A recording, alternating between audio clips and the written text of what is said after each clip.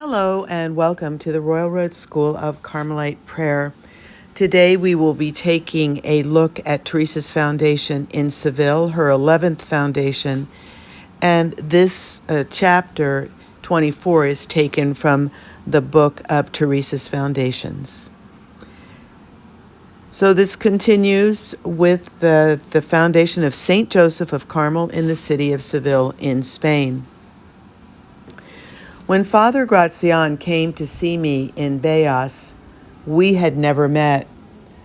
I greatly desired to meet him on account of the good reports given me concerning him. But much greater was my happiness when I began speaking to him. At that time, I had so many difficulties. When I saw him, it really seemed to me that the Lord showed me the good he would do for the order through Father Gracian. I was filled with so much consolation and happiness that I actually surprised myself. When he was in Beas, the nuncio granted Father Gracian not only authority over the friars and nuns in Andalusia, but now also in Castile. I was so filled with joy that I could not thank the Lord enough. The license for the foundation in Caravaca was finally obtained. It did not at all correspond with my proposal, and so once again it was necessary to petition the royal court. It cost me a great deal to wait there so long. I really wanted to return to Castile. But since Father Gracian was there and was the Father Commissary for the whole province of Castile, and nothing could be done without his approval, I decided to talk to him about the monastery. He felt that if I were to leave, the foundation in Caravaca would fail, and that a foundation in Seville would render God great service. It seemed he knew some wealthy people able to provide a house at once. So it was arranged that the nuns who were to go to Caravaca would instead go to Seville in Andalusia, where I had always strongly refused to found a monastery. Had I known that Beas was in Andalusia, I wouldn't have gone there. I submitted, though I obeyed, as a foundation in Seville was the resolve of my major superior. The Lord granted me the favor of believing the superiors are always right in everything. Preparations were immediately done for the journey as it was getting very hot. We were traveling in well-covered wagons, and when we reached an inn, we took whatever room was available, whether it was good or bad. And one sister received what we needed at the door, so as no one could enter the room. We reached Seville in a few days, right before Trinity Sunday, having endured scorching heat, even though we did not travel during siesta. I tell you that since the sun was beating on the wagons, getting into them was really like stepping into purgatory. Thinking of hell or thinking that something was being suffered for God, the sisters journeyed with happiness and joy. The 6 souls with me had been given fortitude to suffer for him. They were very experienced in prayer and mortification. The day before Pentecost, I fell ill with fever. They threw water on my face, but being so hot from the sun, the water provided little refreshment. Let me not fail to mention the bad inn we stayed at while I was ill. We were given a very small room with no window or door, and the sun poured in from everywhere. The bed was so bad it was like lying on sharp stones. When we were well, we can put up with all sorts of things that seem impossible. But when one isn't well, that is not the case. We decided to leave, feeling it better to suffer the sun than the little room. What will it be for those in hell, I wonder? There will never be any change, which I guess somehow brings some relief. We also got in a tight spot while trying to cross the river on a barge. When it was time for the wagons to cross, it was not possible to make a straight crossing. We had to wind our way across the river. Those holding the rope on the other side let go of it, and off went the barge and the wagon without ropes or oars. The boatman was filled with anxiety, and we were praying, and the others were screaming. A gentleman watching from a nearby castle was really moved with pity, and he sent us help, for the barge had not yet broken loose, and our brothers were pulling with all their strength as the water dragged them along. His Majesty always gives trials in a compassionate way, so he did here. The boat got struck on a sandbar, and so a rescue was possible. Night had fallen, and so someone from the castle came to guide us. A much greater trial happened to us after Pentecost. Hurrying to get to Mass in Cordoba without being seen, we found that we needed a license issued by the magistrate to cross the bridge because of the wagons. Well, he wasn't up yet, and it took more than 2 hours. When the license finally came, we found that our wagons wouldn't fit through the gate of the bridge, and we had to saw them down. We finally reached the church where Father Julian was to say Mass, and it was filled with people.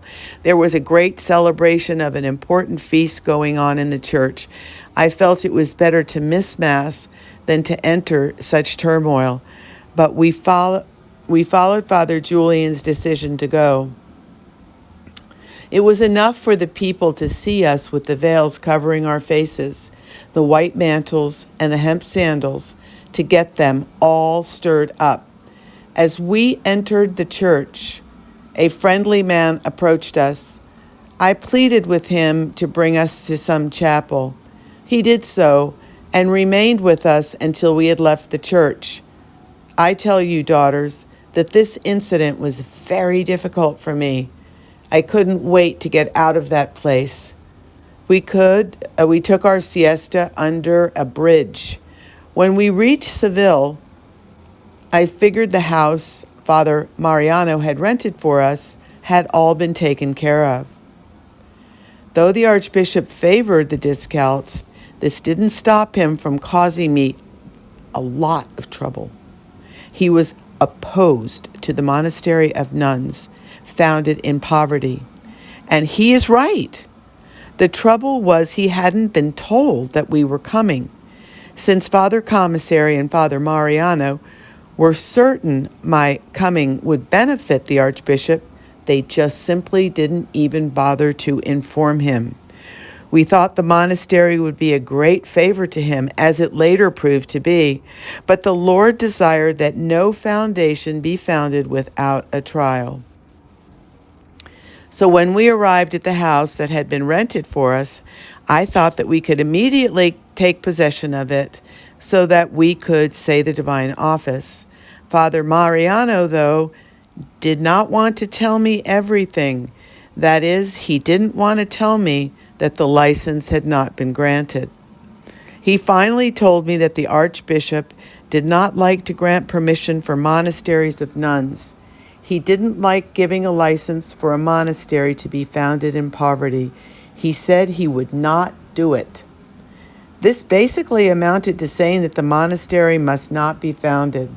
First, it would have seemed to me wrong to found in Seville a monastery with an established income, though I could have. Secondly, not a cent was left from the expenses of the journey, and we hadn't brought any further money with us. For those with us to return, they had to find a way to borrow money. One of our friends did lend them what they needed. Father Mariano looked for a way to furnish the house, but we had no house. In short, it really did look like an impossible situation. We were able to have Mass, but surely only because of Father's insistent pleading. Word, however, was sent that the bell not be rung. We remained in this situation for 15 days. Had it not been for the Father Commissary and Father Mariano, I would have definitely returned with my nuns, with little regret, to Beas for the foundation in Caravaca. It was now more difficult to return as the monastery was known in Seville. It would have been much easier had we left right after our arrival. Father Mariano never allowed me to write to the Archbishop, but he tried on his own to convince him. He made use of letters of the Father Commissary, who happened to be in Madrid at the time. Mass had been said with the Archbishop's permission. This consoled me, along with the divine office always said in the choir. The Archbishop did send a message telling me that he would see me soon. Yet I was very distressed about Father Commissary's anxiety. He was the one who had ordered me to come here. About this time, the Calst, or the traditional fathers, came to inquire the authority by which this monastery had been made. I showed them the patents from our most reverend Father General. This calmed them down. Had they known what the Archbishop was doing, the documents would not have sufficed. Finally, God was pleased that the Archbishop come to see us.